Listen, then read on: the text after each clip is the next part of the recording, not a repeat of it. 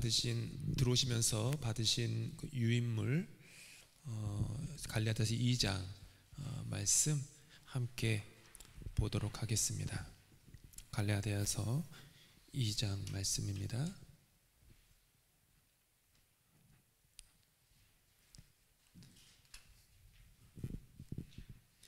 여기 써있다시피 갈라디아서 오늘은 2장 첫 번째 왼쪽 박스 하겠습니다. 지난주에 제가 2장 다 하겠습니다라고 이렇게 얘기했는데 준비하다 보니까 이게 성경 공부 사실은 여러분들에게 어떨지 모르지만 성경 공부로는 설교로는 긴 시간일 수도 있지만 성경 공부로는 또 긴 시간이 아닙니다. 그래서 이렇게 준비하다 보니까 이게 좀 시간을 또 지켜야 되기 때문에 이렇게 중간중간에 이렇게 좀 제 그 원하는 속도만큼 이렇게 팍팍팍팍 나가지 못합니다. 그래서 양해해 주시고요. 오늘은 갈라디아서 2장 1절부터 10절 말씀이고요.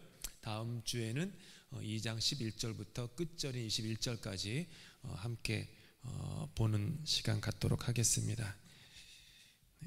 오늘은 첫 번째 박스만 함께 저와 함께 유인물 보시면서 교독하시겠습니다.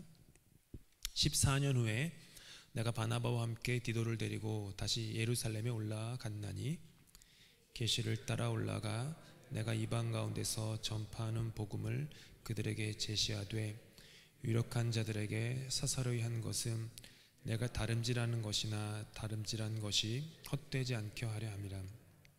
그러나 나와 함께 있는 헬라인 디도까지도 억지로 할례를 받게 하지 아니하였으니 이는 가만히 들어온 거짓 선지자들 때문이라.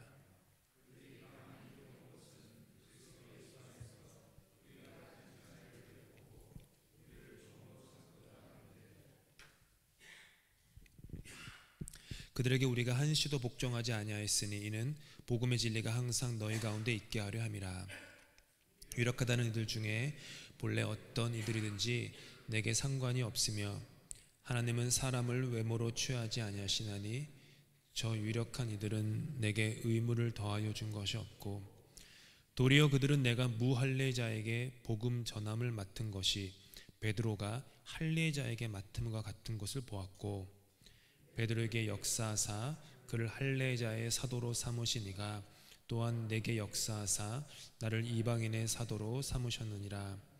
또 기둥같이 여기는 야고보와 게바와 요한도 내게 주신 은혜를 알므로 나와 바나바에게 친교 약수를 하였으니 우리는 이방인에게로 그들은 할례자에게로 가게 하려 함이라. 다만 우리에게 가난한 자들을 기억하도록 부탁하였으니 이것은 나도 본래부터 힘써 행하여 왔노라. 아멘.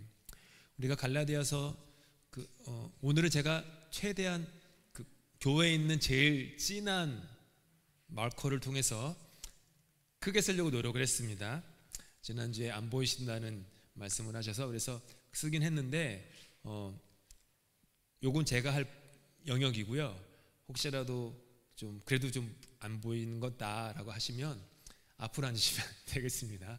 그래서 앞으로 좀 오시면 될 것 같아요. 지난주처럼 강의하는 내용은 여기에 있고 강의 중에 성경 공부 중에 있는 성경 구절은 이게 유인물에 없는 구절들은 화면으로 보도록 하겠습니다. 지난 두 번의 시간 동안에 갈라디아서 1장을 보았습니다. 1장에서 바울 사도께서 자신에게 주어진 복음에 대해서 이렇게 간략하게 설명하시면서 이 복음이 사람으로부터 말미암은 게 아니다 이 얘기를 쭉 하세요. 그러니까 사람으로부터 받은 것도 아니고 사람으로부터 말미암은 것도 아니고 사람으로부터 배운 것도 아니라 하나님으로부터 오신 받은 계시다라는 얘기를 하면서 그간의 어떤 여정들을 자신의 어떤 인생 여정, 회개의 여정들을 이렇게 설명하죠. 그 다음에 이제 본론으로 이제 넘어가시는 거예요. 이러면서 바울 사도께서는 이 복음이 뭐죠? 네? 굿뉴스. 맞아요. 50점 드리겠습니다. 복음이 뭐예요? 네. 본사님 말씀하셨어요. 복음은 내가 행하는 것에 대한 것이 아니라 나를 위해 이미 행하여진 것이라고 얘기했어요. 이게 되게 중요해요. 이거 계속 기억하셔야 돼요. 복음은 나의 행함이 아닙니다. 나의 행함은 열매예요. 구원은 하나님이 내게 주시는 선물이지 나의 행위로 얻는 게 구원이 아닙니다. 그렇게 되면 율법주의가 되는 거예요. 교회를 오는 것, 예배당을 찾아오는 것, 오늘 수요일 날 이렇게 바쁘신 가운데서도 이 깜깜한 밤을 뚫고, 어둠을 뚫고 이 자리에 오셨는데, 여기 오신 이유가 구원을 받기 위해서입니까? 수요 예배를 몇 번 이렇게 성경공부를 하면은 구원을 받습니까? 그런 거면요, 목회하기가 너무 편해요. 예를 들어서 교인 명부 딱 정해놓고 A 장로님 수요 성경 공부 혹은 수요 예배 500번 참석, 그러면은 구원, 이러면요 다 들어오실 거예요. 그러니까 제가 뭐 출석을 얘기하지 않고 뭐 총동원 얘기 하나도 안 해도 돼요. 만약 그게 구원이면 진짜 신부님들이나 목회나 목사는요 사역하기 너무 편해요. 그렇지 않겠어요?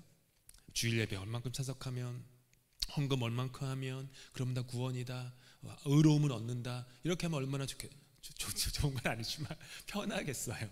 근데 그게 아니에요. 여기 오는 거는 구원을 받기 위함이 아니라 구원을 받은 자로서의 어떤 응답, 반응, 열매 같은 거죠. 그렇죠. 복음은 내가 행하는 것이 아니라 나를 위해서 이미 행하여진 것, 이게 복음이에요.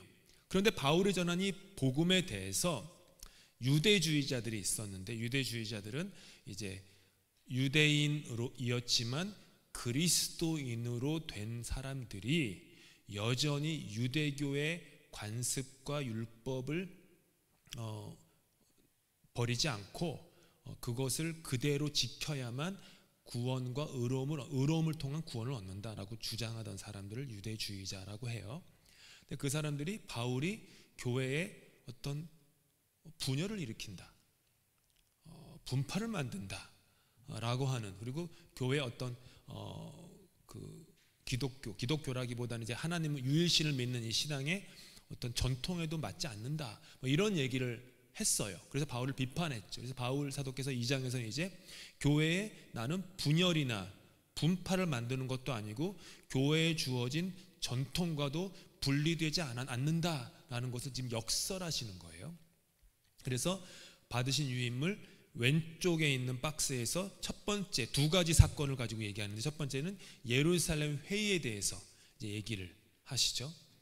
오늘은 이제 그 얘기를 할 거예요. 그 다음에 안디옥 사건은, 안디옥에서 벌어진 좀 불미스러운 사건을 예를 들어서 두 가지 사건을 예로 들어서 얘기하세요. 이제 오늘은 시간 관계상 첫 번째 사건인 2장 1절부터 10절까지 보겠습니다. 제가 그림 하나를 갖고 왔습니다. 화면에. 이게 혹시 누구의 그림인지 아시는 분 있으십니까? 모르시겠어요? 그림이 누구의 그림일까요? 네? 아시는 화가 다 얘기하시면 뭐 그 중에 하나는 얻어 걸릴 수도 있어요. 보통 뭐 고흐 나오고 뭐 렘브란트 나오고 뭐 고갱 나오고 샤갈 나오고 막 이러잖아요. 그렇게 쭉 나오다 보면 가끔 어쩌다가 르우벤이라는 사람이 나와요. 그러면 르우벤이 맞는 거예요. 르우벤의 작품이에요.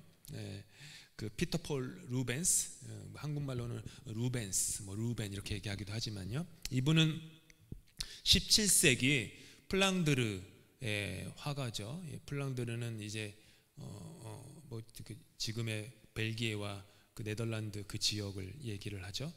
이곳에 있었던 브라반트 공화국의 외교관이었어요. 원래는 그는 인생의 변화를 겪을 때마다 자화상을 그렸어요. 화가들이 자화상을 참 많이 그리는데, 근데 이 자화상을 보면 나 스스로가 나를 어떻게 정의하는지가 나와요. 그렇게 하고 싶은지 욕망이 드러나요. 왼쪽에 있는 이 그림, 왼쪽에 있는 그림이 루벤스가 32세였던 1609년에 그린 자신과 그의 첫 번째 아내 이사벨라의 사진이에요. 그림이에요. 이게 이제 화면에 이 상, 이게 자세히는 안 보이실 텐데, 이사벨레를 보면은 귀족의 신분을 나타내는 이 레이스, 여기까지 길게 늘어져 있어요. 레이스가 있고, 그 다음에 보석이 있고, 비단이 있고, 신발도 매우 비단 신발이고요. 그 다음에 르우벤 자신은 왕의 권위를 상징하는, 이게 여기 보시는지 모르지만 여기에 칼이 있어요. 황금칼이 있고, 그 다음에 금빛 매듭이 달린 여기 신발 이렇게 신고 있어요. 굉장히 귀족으로 이렇게 자신과 자신의 아내를 그리는데, 루벤스는 귀족의 피가 한 방울도 흐르지 않는 사람이었습니다. 늘 귀족이 되길 동경했다라는 거죠. 그런 어떤 신분이 이렇게 상승되기를 동경했어요. 그러다가 그가 죽기 1년 전인 1639년, 그러니까 약이 아니죠, 30년이 지난 후에 그린 그의 자화상이 여기 있습니다. 이 자화상을 보면 이전의 자화상들에 비해서 자신의 모습을 매우 정직하게 그냥 그려요. 오른손에는 이렇게 통풍이 걸렸거든요. 이분이 통풍이 걸린 그 장갑을 끼고 있고, 잘 안 보이시려나 모르는데 얼굴에 이게 뭐죠? 붉은 반점 굉장히 많이 있어요. 이런 것들 그냥 그대로 그냥 다 그려요. 그러니까 왼쪽에 여기 이게 루벤스, 여기도 루벤스예요. 이 사람과 이 사람이 같은 사람이에요. 30년. 그냥 늙은 게 아니에요. 자기가 욕망하던 사람 자신, 이거는 그것을 받아들이기 시작한 죽기 1년 전의 모습. 그러는데 오히려 보시면 아시지만 이게 더 기품 있는, 뭐 화려한 뭐 금장식이나 뭐 칼이나 이런 것이 없어도 훨씬 더 기품 있는 모습으로 그려져 있죠. 쇠약한 육체이지만 이 자화상에는 어떤 집단 구성원에 속하는지에 대한 욕망이 아주 잘 드러납니다. 그래서 그것이 이제 특권의식, 선민의식, 배타주의 같은 걸로 드러나요. 나는 특별하다, 나는 선택받았다. 배타주의는 이쪽은 아닌 거죠. 그리고 선택받지 못하고 특별하지 않은 사람은 뭐가 되죠? 열등감이 있는 존재가 되는 거죠. 이게 이제 갈라디아 지역의 교회들에 있었던 유대주의자들과 이방인 사이에 있었던 어떤 괴리감 같은 거였어요. 갈라디아 지역 교회들에는 유대주의자들이 이렇게 있었습니다. 유대인이었던 이 사람들은 예수님을 믿어서 그리스도인이 되었는데도 불구하고 여전히 유대인으로서의 혈통과 그리고 전통을 최우선으로 여기고 지켰던 사람들이에요. 그런데 이들이 교회 안에서 예수로 말미암아 주어지는 은혜의 선물인 복음을 희석시킨 거예요. 뭘 더 해야 돼. 그래서 교회를 어지럽혔어요. 이들이 했던 가장 큰 해악이 뭐냐 하면은 하나님과 율법을 동일시 여긴 거예요. 똑같이 여겨요. 하나님과 율법을 똑같이 여겨요. 그러니까 율법이 하나님이고 하나님이 율법이다. 그러니까 율법의 권위가 절대적이 되죠. 그리고 신성시 되죠. 그래서 오직 이 율법만이 하나님의 하나님이 주시는 구원과 저주를 이렇게 가르는 기준이 되어버려요. 그러다 보니까 이게 율법이 생기니까, 율법주의가 되니까 이 율법이라는 이 경계선 혹은 이렇게 테두리가 이렇게 생겨요. 이 안에 있으면 안전해요. 근데 이 밖으로 나오면 안 되는 거예요. 안 되는 거예요. 그래서 경계선이 매우 명확해지고 안과 밖이 구별되는 거죠. 이제 이게 선을 긋는 거죠. 바리새인들이 예수님 시대 때 똑같이 그런 일들이 있었던 거죠. 이들이 가장 중요하게 여겼던 것이 할례였어요. 할례.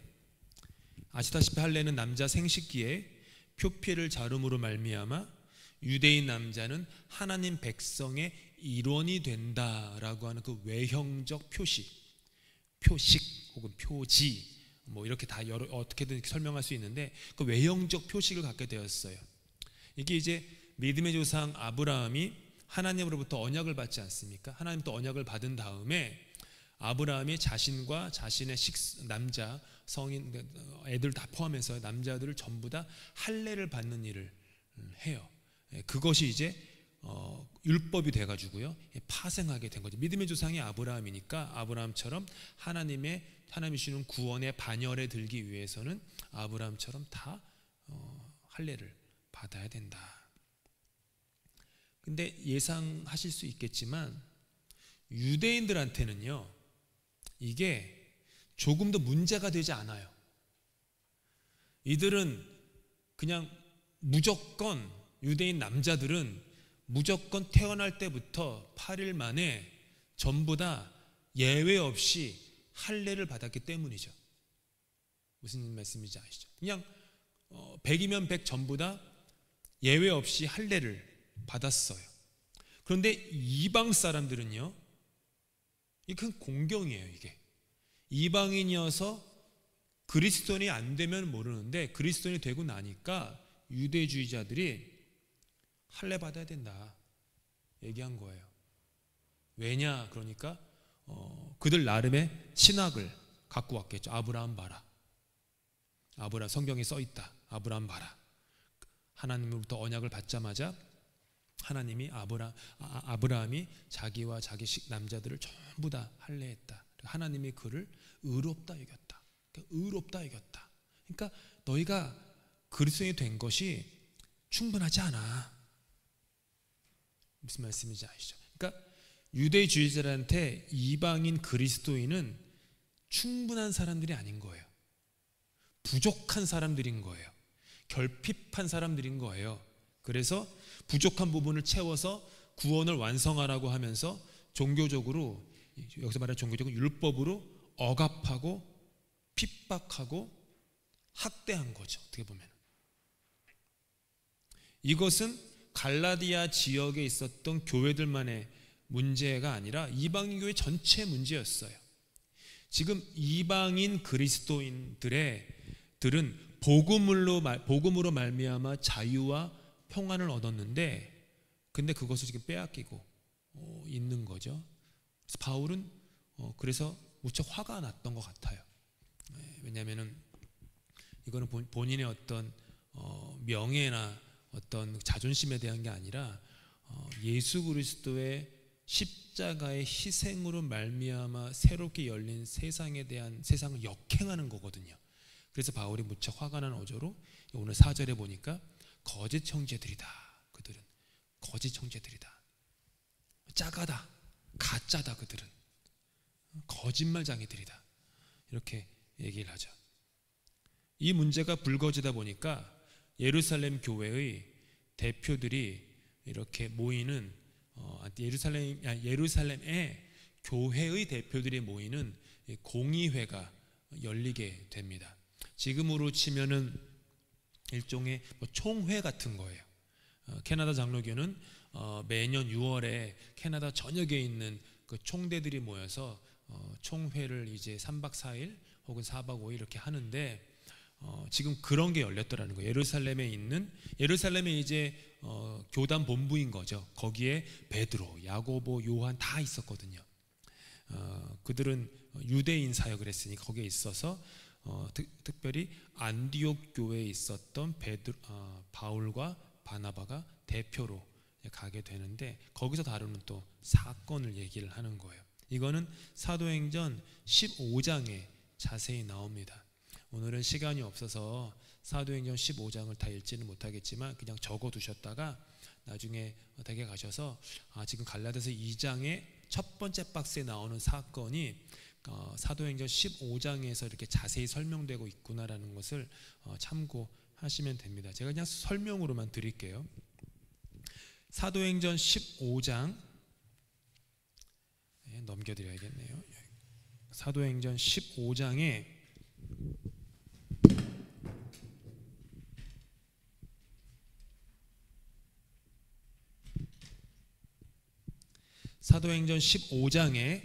그 사건을 자세히 알려면은요, 그 전의 사건들을 좀 아셔야 돼요. 먼저 사도행전 9장부터 거슬러 올라가야 되는데, 사도행전 9장에서는요, 그 사도 베드로가 아직까지는 이제 바울의 사역이 펼쳐지지 않을 때예요. 사도 베드로가 무두장이 시몬의 집에 며칠을 머무르는 일이 일어나요. 그러니까 베드로 사도가 선교 여행을 이렇게 하던 적이 멀리는 안 가요. 주로 이제 유대 지역에 있었는데, 무두장이 시몬의 집에서 정확히는 모르지만 성경이 말씀하지 않으니까 며칠을 숙박을 해요. 무두장이가 누구냐면요, 가죽쟁이에요. 가죽쟁이. 그리고 그러니까 짐승의 시체를 납품받아서 그거를 이렇게 막 긁어서 가죽 제품을 만드는 일을 하는 사람이 무두장이죠. 그렇기 때문에 그의 집은 물가에 가까이 있었어요. 왜냐하면은 지금도 뭐 모로코나 이런 데서 가죽 그 일들이 되게 활발한데, 물로 이렇게 물을 많이 써야 되거든요. 그래서 물가에 성경에 보니까 그 집이 있었고, 물론 또 주변에 있는 같은 유대인들이 이렇게 좀 경멸되는 직업을 가진 사람이니까, 옛날에 한국 사회에서도 백정이 경시받던 때가 불과 몇 년 전이에요. 사실 어떻게 보면요, 그렇죠. 100년, 저는 정확히 역사를 안 들어서 모르겠지만 100년 전만 해도 백정이 경시받았을걸요. 틀림없이 뭐 그랬을 거예요. 그리고 물론 한국 교회사에도 백정인 사람이 교회에 크리스찬이 돼가지고 오는 바람에 교회가 그냥 평지풍파가 났었던 조선 기독교 역사 기록들이 꽤 있어요. 그런데 절대 안 된다. 백정이 어떻게 교회에서 예배드리냐. 그래가지고 그러다가 그 서양 선교사님 성함은 까먹었지만 그분한테는 말이 안 되는 거잖아요. 푸주간에서 일하는 사람이건 아니건 무슨 상관이에요. 다 그리스도인인데. 그래가지고 안 된다 해가지고 양반과 백정 사이에 어떤 다툼이 있었어요. 조선사회 때. 그러다가 이제 더 큰 사건이 뭐냐면, 그 중에 백정 중에 한 분이 교회 당의원이 됐어요. 근데 놀라운 것은 한국 초대교회 때 백정이었던 당회원 장로님과 그 이씨조선이었으니까 왕실의 그 사촌이었나?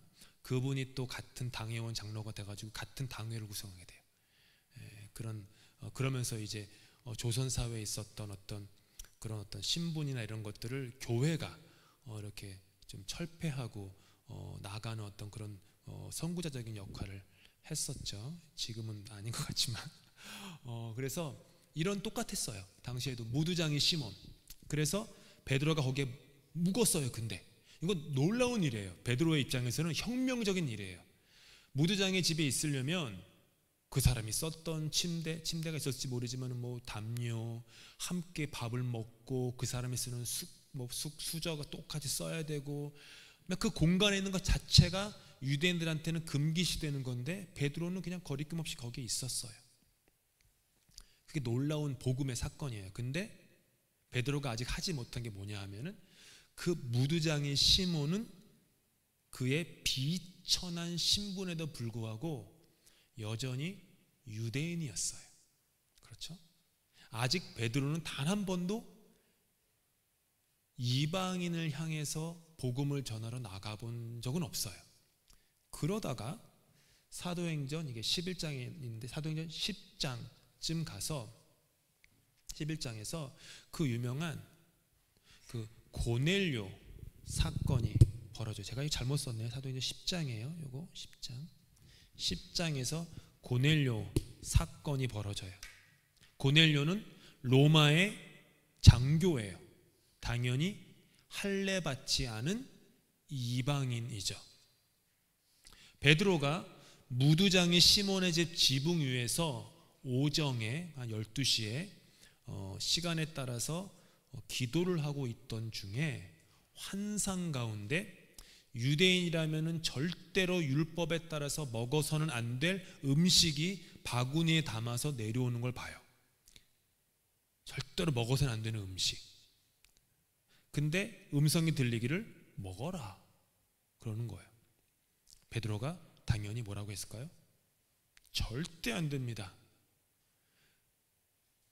나는 율법에 따라 그런 적도 없었고 앞으로도 못합니다. 그때 하늘에서 음성이 이렇게 들려요. 함께 읽겠어요. 시작. 하나님께서 깨끗하게 하신 것을 속되다고 하지 말아라. 이게 베드로 입장에서는 혁명적인 깨달음의 말씀이었어요. 하나님이 판단하는 거다. 그거는 하나님이 깨끗하다고 한 것을 인간의 기준, 심지어 거기 율법도 포함이에요. 인간의 어떤 율법적 기준을 가지고 그 사람은 더럽다, 불경하다, 구원 못 받는다, 이렇게 말하지 말아라. 그거는 너희의 권한이 아니다. 너의 권한이 아니다 라고 한 거예요. 이게 되게 중요한 말씀이에요, 여러분. 이거는요 그냥 외우셔야 돼요. 내 안에 누군가를 향한 이렇게 막 판단이 올라올 때는요 늘 이 말씀을 되새겨야 돼요. 하나님이 깨끗하게 하신 것을 내가 속되다고 하면 안 되지. 내가 누구라고 하나님이 판단하는데 내가 어떤 겉모습, 외형적인 그 표식을 갖고 내가 그렇게 판단하면 안 되지. 이런 게 베드로가 여기서 막 하늘이 뒤집히는 어떤 혁명적인 깨달음을 얻어요. 그래서 그 다음에 하나님께서 베드로에게 누가 너를 데리러 오는데 그 사람들과 함께 가라. 그 사람이 누구냐면은 고넬료가 베드로라는 사람의 소문을 듣고 자기 어떤 시종들을 보내가지고 모셔오라고 보냈던 사람이에요. 그들을 만나요. 그리고 이렇게 가죠. 가서 보니까 고넬료랑 고넬료 집의 사람들이 너무너무 경건한 거예요. 이거 베드로한테는 절대로 있을 수 없는 일이었어요. 아니 할례도 받지 않은 이방인이, 게다가 그리스도인도 아닌 사람들이 어떻게 이렇게 경건하게 삶을 살까? 고넬료가 너무 사람이 경건할 뿐만 아니라 많은 사람들을 돕는 구제하는 사람이었거든요. 그래서 베드로가 거기서 막 설교를 막 해요. 성령의 감동으로. 그 설교의 내용 중에 중요한 게 뭐냐면은 하나님은 사람을 외모로 판단하지 않습니다. 여기 이 얘기가 나와요. 하나님은 사람을 외모로 판단하지 않습니다. 그러고 난 다음에 할례 받지 않은 이방인 고넬료 가족 모두에게 성령이 임하는 것을 봐요. 지금이야 성령 받았어, 뭐 성령 체험했어, 이렇게 좀 교회 다니는 사람들이 그냥 쉽게 얘기하지만 당시에는 성령을 받는 경험이라는 것은요, 그것이 뭐 방언으로 나오고 뭐 대부분 방언으로 나왔지만 당시에는 2000년 전에는 그거는 하나님께서 그 사람을 받아들였다라는 매우 명확한 표시였어요. 성령을 받은 거는요, 하나님이 그 사람을 안았다, 의롭다, 구원시켰다 표시했어요. 그러니까 고넬료와 고넬료의 가족들이 성령을 받는 거예요. 그 모습을 보니까 베드로와 그 옆에 있던 성경에 보니까 베드로와 같이 또 할례 받은 유대인들이 이 사람들이 이방인들이 성령을 받는 것을 보고 그냥 깜짝 놀라서 뒤집어 져요. 그런데 이 소식이 예루살렘 교회에 알려졌어요. 예루살렘 교회에 알려졌는데 좋은 소식이잖아요. 근데 예루살렘 교회에 또 어떤 사람들이 있었냐면은 할례당이라는 사람들이 있어서 할례당, 아마도 유대주의자들과 같은 부류일 거예요. 할례당, 그러니까 예루살렘 교회 안에 할례를 받아야만 된다라고 주장하는 그 그룹이 있었다라는 거죠. 이 사람들이 그것을 듣고 베드로한테 사도행전 11장 3절에 막 비난을 퍼부어요. 뭐라고 퍼부었냐면 당신은 할례를 받지 않은 사람들의 집에 들어가서 그들과 함께 음식을 먹은 사람이요. 할례를 받지 않은 사람 집에 들어갔다. 그들과 함께 음식을 먹었다. 이게 이제 이 내용은 다음 주에 식사에 대해서 자세히 다루는 내용인데 아무튼 베드로를 비난해요. 근데 베드로가 쭉 설명을 하는 거예요. 계속 11장에 증언을 하면서 하나님께서 이방인에게 성령을 부어주셨다.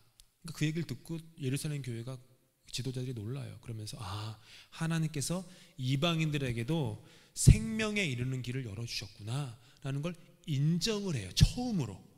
그러니까 이게 사도행전 11장이 굉장히 중요한 장이에요.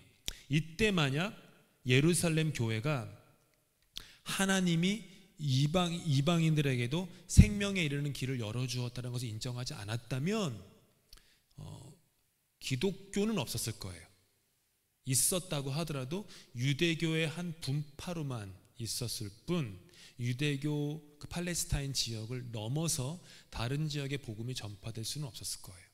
이때 이 성령의 역사하심으로 말미암아 이 일이 일어나죠. 그 후에 바울이라는 사람이 딱 등장해요. 성경에 이제 여기까지가 이제 베드로의 사역이에요. 그 다음에 이제 바울이 나와서 바나바와 함께 이방 땅에 가가지고요 전도를 함으로 말미암아 교회들이 막 생겨나요. 근데 이방 땅에서 교회가 생겨나면 교인들이 누구죠? 누구예요? 이방인들이죠. 할례를 안 받은 사람들이에요. 근데 바울은 또 그들은 그게 문제가 되지 않았어요. 처음부터 문제가 되지 않았어요.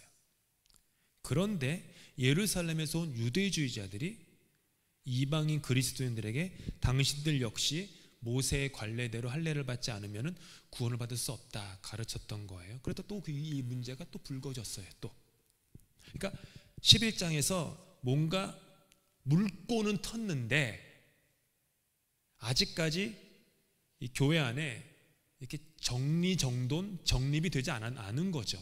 아직은. 그래서 기독교회가 이 문제를 해결하기 위해서 사도행전 15장에 보니까 다시 예루살렘에서 공의회를 열어요. 다시가 아니라 열어요. 그때 예루살렘 교회 사도들이 안디옥 교회 대표였던 바울과 바나바를 초청해요. 근데 여러분 여기서 오늘 본문에 나오는 얘기긴 하지만은 이것은 예루살렘 교회가 안디옥 교회 대표들을 초청한 거예요. 왜냐하면은 할례당이라고 하는 제3자들이 문제를 일으켰기 때문에 우리 함께 머리를 맞대어서 한번 하나님이 어떻게 이끄시는지 결론을 한번 내보자라고 하는 거지.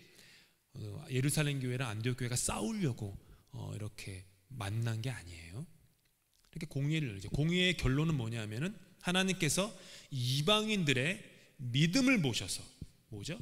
외형적 표시인 할례를 보지 않으시고 그들 안에 있는 내면에 있는 믿음을 보셔서 그들의 마음을 깨끗하게 하시고 유대인과 이방인 사이에 어떤 차별도 두지 않았습니다라는 것을 공표해요. 차별이 없습니다.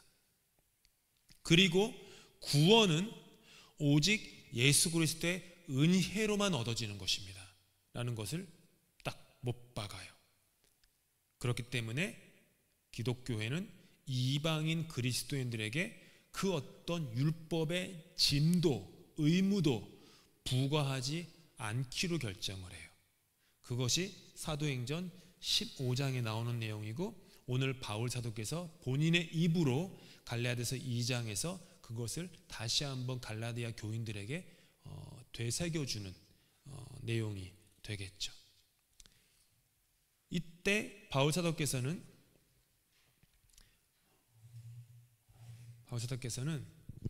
할례를 받지 않은 헬라 기독인 디도라는 사람을 데리고 공의회에 가요.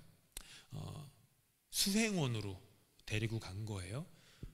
일부러 할례 받지 않은 디도를 어떻게 보면은 바울 사도가 얼마나 좀 결연하게 전투적으로 이 공의회에 참석하려고 하는지가 드러나죠. 하필이면은 이방인 헬라인 할례 받지 않은 디도를 데리고 가요. 회의에 참석했던 유대주의자들, 그들을 다른 말로 하면 거짓 형제들 혹은 할례당이라고도 할 수 있는데 이 사람들은 디도를 딱 보고서 그 디도를 시험 대상으로 삼아요. 그러면서 저 사람이 헬라인인데 이방인이다. 그가 할례를 받아야만 된다라고 우기면서 물고 늘어지기 시작하는 거예요. 바울은 디도로 대표되는 이방인 그리스도인들에게 할례를 강요하는 그들을 거짓 형제들이라고 공의회에서 고발을 하고요. 왜냐하면 바울이 볼 때 이 사람들은 동기가 깨끗하지 못해요. 순수하지 못해요. 저열하죠. 잘못된 동기에서 예수를 믿은 가짜 그리스도인들이었던 거예요. 왜냐하면 그들은 그리스도인을, 특별히 여기 이방인 그리스도인들을 그리스도 안에서 자유케 하지 않고 오히려 노예로 묶으려는 사람들이었기 때문이에요. 복음은요, 자유케 하는 복음이거든요. 자유케 하는 복음인데 자꾸 유대주의자들이 묶는 거예요. 자꾸 묶는 거예요. 노예로 묶는 거예요. 유대인이라는 혈통과 전통과 율법으로 막 묶는 거죠. 그러면서 언제나 유대주의자들 속에 머리에 이게 있어요. 우리는 유대인이기 때문에, 유대인 그리스도인이기 때문에 우리는 더 특별하다. 당신은 덜 특별하다. 그러니까 그 기독교회 2000년대 교회 안에 뭐 이런 거죠. 신라 시대로 치면 성골과 진골과 뭐 이런 식으로 막 계급이 나눠졌던 거예요. 그리고 선민의식. 그래서 자유를 박탈하고 있었죠. 바울 사도께서는 그리스도인은 오직 그리스도 안에서만 자유를 얻는다 라고 믿었어요. 그게 그가 받은 복음이에요. 혈통, 전통, 관습, 문화, 이것들은 다 부수적인 것이지 근본적이거나 우선적인 게 아니라는 거죠. 유대인은요, 태어날 때부터 할례를 받은 사람이기 때문에 그들의 할례 받음이 예수 그리스도의 복음 안에서 주어지는 자유를 박탈할 수 없어요. 잘 따라오셔야 돼요. 당신들 너 할례 받았어? 근데 너가 할례 받았다는 그 사실이 예수 그리스도 안에서 오는 복음의 자유를 뺏어가진 않아. 그래서 할례 받은 거 괜찮아 한 거예요. 이쪽에 이방인이 있는 거예요. 할례 받지 않은 이방인. 그러면 그들에게는 할례 받지 않음으로 말미암아 예수님의 복음 안에서 주어지는 자유가 이들에게도 박탈될 수 없다라고 하는 거예요. 아까 처음에 서두에 얘기했듯이 복음은 내가 행한 것이 아니라 나를 위해서 이미 행하여진 예수 그리스도의 사건이라고 말씀드렸어요.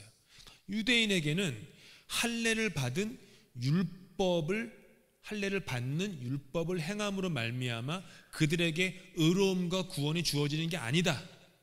동시에 마찬가지로 이방인들에게는 할례를 받지 않은, 그렇게 됨으로 말미암아 율법을 범함으로 말미암아 그들에게 의로움과 구원이 박탈되는 것도 아니다 라고 한 거예요.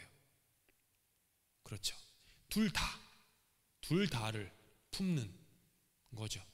복음은 내가 아니라 예수께서 하신다는 좋은 소식이 복음이에요. 내가 하는 게 아니에요. 복음은 계속 할례주의자들은 내가 하는 거, 내가 이거 해야 돼, 내가 이거 해야 돼, 내가 이거를 하고 있다라는 생각이 복받쳐 오르면 그것을 나만큼 하지 못하는 사람들이 눈에 들어와요. 교회에서 섬길 때 늘 시험에 들 위험이 있는 게 뭐냐면 열심히 할 때 시험이 들어요. 열심히 하다 보면요, 갑자기 나만 열심히 하는 것 같아. 주변을 보니까 없네. A 권사가 내 오른쪽에 없으시고 B 장로가 왼쪽에 없으시네. 오늘 안 나오셨네. 뭐 자꾸, 그러니까 혼자 마음속에 출석부를 딱 갖고 계세요. 그러면서 근데 괜찮았는데 내가 열심히 하니까 자꾸 내가 올라가고 상대방이 안 하는 그런 것. 그러니까 내가 하려고 하니까 그러는 것이죠. 내가 하려고 하니까. 나의 행함으로는 절대로 율법을 만족시킬 수 없는 저주받은 손동이라는 존재이지만 그런 나를 위해 하나님께서 그리스도를 주셨다라는 것, 이게 복음이에요. 로마서 성경 공부가 아니기 때문에 자세히 얘기는 못하겠지만 바울이 깨달은 게 그거예요. 이미 구약에 다 써있다. 근데 유대인들이 몰랐다. 뭐냐면 아브라함이 의롭다 여김을 받았던 포인트는 아브라함이 할례를 받기 전이었어요. 예? 창세기 보시면 정확히 나와요. 아브라함이 할례 받기 전에 여호와 하나님을 믿음으로 말미암아 하나님의 그 믿음을 아브라함의 의로움으로 여겨주셨다라고 해요. 그리고 난 다음에 약속을 받아요. 아브라함이 그 약속에 대한 자신의 어떤 헌신과 서약의 표징으로서 할례를 행하는 거예요. 이 순서가 바뀐 거예요. 지금 율법주의자들한테는 할례를 받아야지 의롭다함을 얻는다. 아브라함은 의롭다함을 얻고 그 다음에 할례를 받아요. 여기서 할례에다가 여러분이 생각하는 많은 것들을 집어넣으셔도 돼요. 거기다가 뭐 주일 성수, 헌금, 뭐 교회 봉사, 선교, 전도 이런 것들 다 집어넣으셔도 되는 거예요. 이걸 해가지고 내가 하나님께 칭찬받는 게 아니라, 하나님으로부터 혹은 하나님께 인정받는 게 아니라, 이미 나는 하나님께 인정받은 사람으로서 그게 고맙고 감격스럽고 너무너무 말도 안 되는 선물이어서 내가 하나님께 뭐라도 드릴 수 있는 게 없을까? 라는 그 반응으로서 나오는 것들이라는 거죠. 그러니까 얻기 위함이 아닌 거예요. 마틴 루터가 그런 사람이었어요. 그는 종교개혁자 마틴 루터예요. 훈련과 참회와 극기와 고행의 표본이었던 사람이었습니다. 그 스스로 말하기를, 만일 수도원 생활로 말미암아 구원을 받은 사람이 한 명이라도 있다면 그는 틀림없이 나였을 것이다, 이렇게 얘기했어요. 로마에 있는 스칼라 상타, 이게 뭐냐면은 거룩한 계단이라는 뜻이에요. 그러니까 28개의 돌 계단, 대리석 계단인데, 이것을 손과 무릎으로만 기어 올라감으로 말미암아 그것을 하나님께 의로움을 얻는 큰 공적으로 여겼어요. 이게 뭐냐면, 어떤 계단이냐면, 예수님께서 빌라도에게 재판을 받으실 때 오르셨던 그 빌라도 총독 관저에 대리석 계단이 있었는데, 그 당시 로마 제국의 콘스탄틴 대제의 그 어머니였던 헬레나 여사께서 너무너무 신심이 투철하신 나머지 그 예루살렘에 있었던 빌라도 총독의 대리석을 그대로 갖고 와가지고 그 이태리에다가 이렇게 쭉 28개 계단을 올려놨어요. 그러면 사람들이 거기를 이렇게 손과 무릎으로만 올라가면서 멍이 들고 피가 막 흐르면서 그것을 통해서 하나님께 의로움을 얻겠다라는 그런 행위들이 많이 있었죠. 마틴 루터가 그걸 하고 있었어요. 오르던 중에 어떤 사람들은 극적인 효과를 위해서인지 모르지만 서너 계단 남겨뒀을 때 하늘로부터 음성이 들려요. 그 음성이 이거였다고 해요. 함께 읽겠습니다. 시작. 오직 의인은 믿음으로 말미암아 살리라. 마틴 루터에게 사도 바울이 선생께서 말씀하신 로마서 1장 17절의 말씀이 하늘에서 들린 거예요. 오직 의인은 믿음으로 말미암아 살리라. 그리고 나서 마틴 루터가 그 고행을 멈추고 일어나서 내려왔다고 해요. 아, 쓸데없다 이거는. 내가 내 몸을 혹사시킨다고, 내가 무슨 어떤 노력을 가한다고 해가지고 구원을 얻는 것은 아니구나. 그래서 자유하게 됐다고 하죠. 예루살렘 회의는 결과적으로 헬라인 디도에게 할례를 강요하지 않게 됩니다. 그러면서 바울은 비유대인 세계에 가서 선교할 것을 해요. 그 이방인에게. 그리고 사도들은 유대인을 향해 선교하는 원칙을 세워요. 이것은 두 개의 다른 복음이 생겼다는 뜻이 아니라 하나의 동일한 복음이 그 일을 위해 특별히 선택받은 서로 다른 사람들에 의해서 다른 수신자들을 향해서 다른 양상으로 전파된다라고 하는 그런 결정이었죠. 6절에 보니까 예루살렘 지도자들이 바울에게 짐을 더하지 않습니다. 9절에 보니까 야고보와 베드로와 요한은 바울과 바나바에게 친교의 오른손을 내밀어요. 여기서 친교의 오른손을 내밀었기 때문에 지금도 캐나다 장로교회에서는 목사 안수를 받거나 누가 안수를 받으면 꼭 그 친교의 오른손을 이렇게 악수하는 악수례가 꼭 있어요. 그게 그냥 뭐 한국적 관습이 아니라 여기서 나오는 그 전통이에요. 그리고 10절에 따르면 바울과 바나바에게 가난한 사람을 돌보아 주십시오라는 부탁을 하는데, 이것은 이미 바울이 늘 하던 것이었어요. 그래서 복음은 할례의 복음과 무할례의 복음, 둘 다를 포용하게 되죠. 할례의 복음은 할례를 인정하는 복음으로 유대인들은 복음을 받을 때 모두 할례를 받은 상태이기 때문에 그들의 할례 받음이 문제가 되지 않는다. 너희도 그리스도인이니까 할례 없애 이렇게 하지 않았다라는 거예요. 오케이, that's okay. 또한 무할례의 복음은 무할례를 문제 삼지 않는 복음이에요. 그래서 이방인들의 무할례 상태를 문제가 없는 것으로 인정해주는 복음 선포 활동이 되죠. 할례 복음과 무할례 복음, 이 둘 다, 이 두 개 모두가 다 복음을 접하는 수신자들, 내가 유대인이냐 내가 이방인이냐의 처지에 따라서 문제 삼지 않게 되었다라는 거죠. 바울의 가장 위대한 점이 뭐냐 하면, 그래서 율법과 하나님이 같은 게 아니다 라는 것을 바울이 얘기한 거예요. 이 당시 유대주의자들과 유대인들은 율법이 하나님, 하나님이 율법, 그래서 율법을 다 지켜야만 하나님께 인정받는다라는 게 있었는데 바울은 아니다. 율법이 하나님은 아니다. 그렇지 않았다면, 만약 바울이 이렇게 안 했다면 저와 여러분은 여전히 유대교 율법 아래에서 자유함 없이 묶여 지내야만 했겠죠. 한번 생각해 보십시오. 만약 이런 오늘의 이 갈라디아서와 사도행전 15장의 사건이 없었으면 지금도 계속해서 예루살렘 그 본부에서 우리 언던 한인교회로 편지가 날라와요. 모 아무개 집사, 모 아무개 장로, 왜 아직도 할례 안 받고 난리냐? 덤비는 거냐? 속된 말로 개기는 거냐? 이러면서 막 예루살렘에서 막 편지가 날라오는 거죠. 그리고 목사를 청빙할 때도 더 이상 얘기는 안 하겠습니다. 근데 그래, 뭐 그런 거라는 거예요. 바울은요, 오직 예수 그리스도의 사건이 구원을 받기 위해 충분하다. 다른 건 더 필요치 않다. 쓸모없다는 얘기는 아니에요. 나중에 얘기할게요. 그래서 모두에게 주어졌다. 6절에서 오늘 본문 6절에서 말하듯이 하나님은 사람을 겉모습으로 판단하지 않는다. 그것이 할례이건 유대 관습이건 사회 계층 구조나 어떻게 속했건 하나님은 사람을 외모로 판단하지 않으신다라는 거예요. 만약 저와 여러분이 나 스스로 내가 행하는 어떤 행위, 나의 어떤 겉모습, 그거로 내가 하나님께 그래도 올바로 선 신앙인이다라고 기준을 삼는다면 오늘 바울 사도의 말씀을 다시 한번 귀 기울여 들을 필요가 있죠. 하나님은 사람을 겉모양으로 판단하지 않으세요. 사람은 사람을 외모로 판단하지 않고 속사람을 보고 하나님은 판단하세요. 그리고 심판하세요.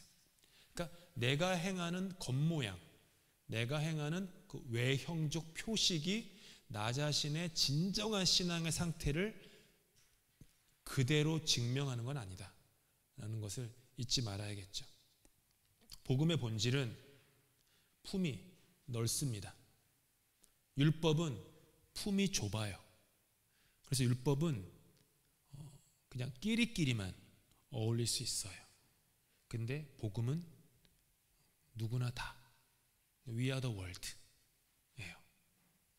좀 긴 말씀이지만 이 말씀 읽고 마치도록 하겠습니다. 함께 읽습니다. 시작. 내가 모든 사람에게서 자유로우나 스스로 모든 사람에게 종이 된 것은 더 많은 사람을 얻고자 함이라. 유대인들에게 내가 유대인과 같이 된 것은 유대인들을 얻고자 함이요, 율법 아래에 있는 자들에게는 내가 율법 아래에 있지 아니하나 율법 아래에 있는 자 같이 된 것은 율법 아래에 있는 자들을 얻고자 함이요, 율법 없는 자에게는 내가 하나님께 율법 없는 자가 아니요 도리어 그리스도의 율법 아래에 있는 자이나 율법 없는 자와 같이 된 것은 율법 없는 자들을 얻고자 함이라. 약한 자들에게 내가 약한 자와 같이 된 것은 약한 자들을 얻고자 함이요, 내가 여러 사람에게 여러 모습이 된 것은 아무쪼록 몇 사람이라도 구원하고자 함이니 내가 복음을 위하여 모든 것을 행함은 복음에 참여하고자 함이라. 지금 이 바울 사도께서 말씀하시는 게 여기 붙었다 저기 붙었다 하는 기회주의, 타협주의를 말씀하시는 게 아니에요. 복음이 그 품이 넓고 크다라는 것을 말씀하시는 거예요.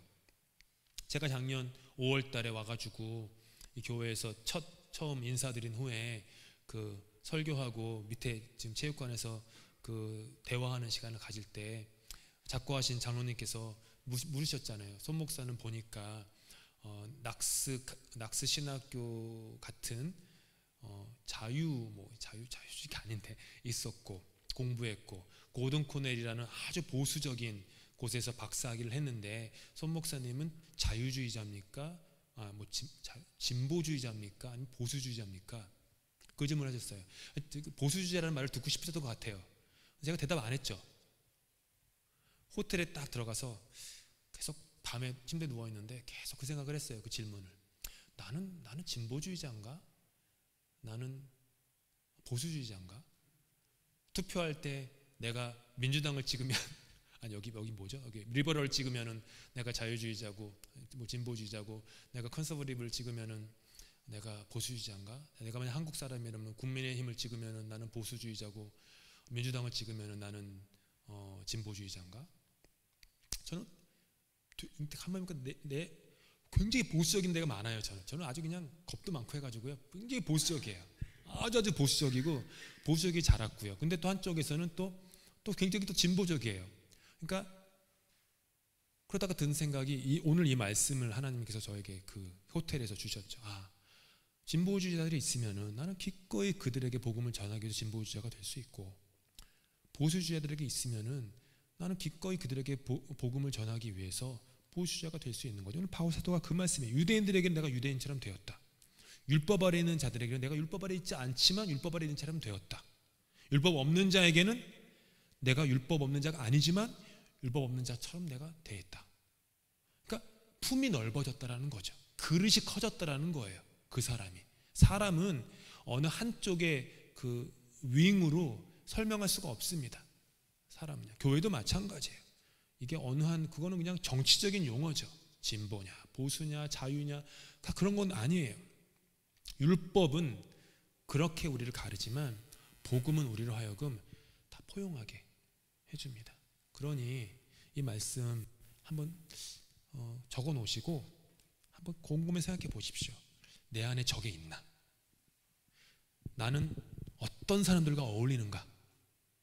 나는 늘 유대인 같은 마음이어서 유대인과만 어울리는가? 나는 마음의 품이 넓은가? 마음의 품이 좁으면 나와 다른 사람이 달갑지 않지만 마음의 품이 넓으면 괜찮아집니다. 그리고 복음을 이어받은 교회가 그 품이 넓어야 하는 것은 당연하죠. 런던 한인교회를 생각해 봤어요. 우리 런던 한인교회는 그 품이 넓은 교회인가? 라는 그런 소망, 그런 기대. 저는 우리 모든 성경공부 참석하신 분들, 그리고 영상으로 보시는 분들이 그렇게 기도하시면 좋겠어요. 런던 한인교회가 진짜 지금 이 고린도전서 9장 말씀처럼 이렇게 품이 넓은 교회, 탄력 있는 교회, 포용하는 교회, 기준은 명확하되 기준은 있고 근본은 있지만, 하지만 다른 부분을 이렇게 방법적인 부분에서든지 어디서든지 이렇게 품을 수 있는 그런 교회. 그래서 주변에 있는 사회의 사람들에게 이렇게 마음을 향하는 그런 저와 여러분, 또 런던 한인교회가 다 되면 좋겠습니다. 여기까지 오늘 앞부분 했고요. 다음 주에는 안디옥 사건인데요. 이거는 이제 안디옥 교회에서 밥을 먹다가 이렇게 사달이 난 사건이에요. 밥 먹다가 그냥 막 뒤집어지게 된 근데 이게 되게 중요한 사건이었어요. 그리고 이것이 이제 초대교회에 어떤 그 합의에 도달하게 됐는지 그걸 보는 시간이 되겠습니다. 혹시 질문 있으세요? 네. 제가 기도하고요. 주님께서 하신 기도로 예배 마칩니다. 생고 마칩니다. 하나님, 복음은 하나님께서 우리를 위해서 행하신 것인데, 자꾸 우리가 나의 행함으로, 나의 공로로, 나의 의지로 무언가를 이뤄내려고 할 때가 많이 있습니다. 너무 은혜를 모르고 살진 않았는지 돌아봅니다. 우리를 위해서 십자가에 죽으신 예수 그리스도의 그 사건 위에 우리의 마음이, 우리의 삶이 있기를 원합니다. 그래서 자유케 되기를 소망합니다. 내가 복음 때문에 자유해지고 다른 사람을 자유케 해주는 그런 복음의 사람이 되도록 도와주시옵소서. 품이 넓은 사람이 되기를 소망합니다. 품이 넓은 복음을 갖기를 소망합니다. 그래서 정말로 그 사람에게 맞게 다가가고 또 이해하며 포용하며 그렇게 너른 품으로 담아주는 그런 복음의 사람들, 그렇게 말씀과 진리 위에 굳게 설 뿐만 아니라 예수님처럼 그렇게 복음을 위해서 자신의 삶을 내던질 수 있는, 그런 자기를 부인할 수 있는 그런 우리가 다 될 수 있도록 은혜 베풀어 주시옵소서.